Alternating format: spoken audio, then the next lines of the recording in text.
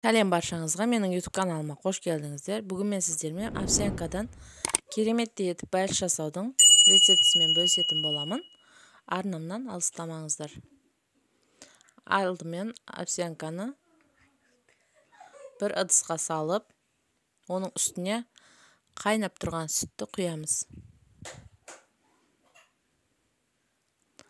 Сүтті құйып жақсылап араластырып, шетке бірер минутке алып қоямыз. Енді қажетті заттарды дайындап аламыз.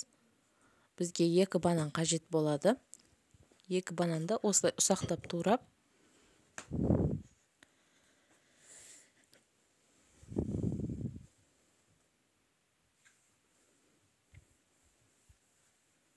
осылайша езетінің көмегімен езіп шығамыз. Жақсылап езіп алғаннан кейін бананның үстіне жұмыртқамызды шағамыз. Жұмыртқаны шағып, онда жақсылап араластырамыз.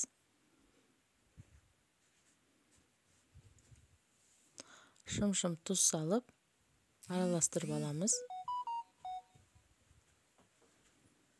Енді үстіне бір қасық қопсытқышты саламыз. Оны да жақсылап араластырып аламыз. Достар, менің каналыма тіркелмеген болсаңыздар, тіркеліп, лайк басып, комментарий қалдырып кетіңіздер. Әлде оңай әр қызықты түрлі рецепттермен бөлісетін боламын.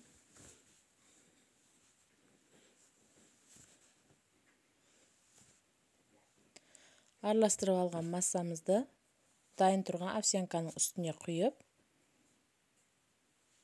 тағы да жақсылап араластырып алатын боламыз.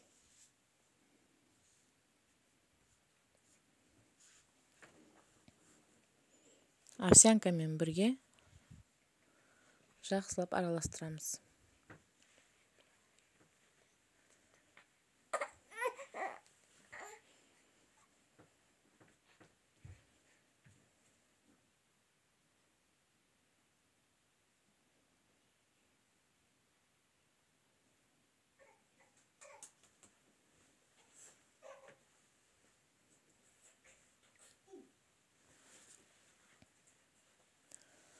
Жақсылап араластырып алдық. Енді осындай азғантай көлемде грек жаңғағын езіп алып, оны да қосамыз. Өз қалауларыңыз басқаша жаңғақтарды қоссаңыздар да болады.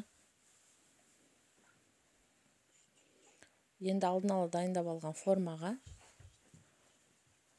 дайын массаны құйып, қызып тұрған печкада пісіріп аламыз.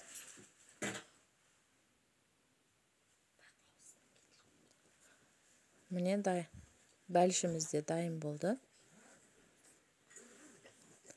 Енді оның үстіне шоколадты ерітіп құйып шығамыз.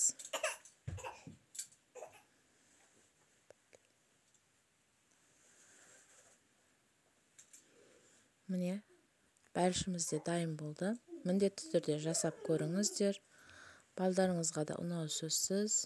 Овсянканың әртүрлі пайдалы жақтары бар, витаминдерге бай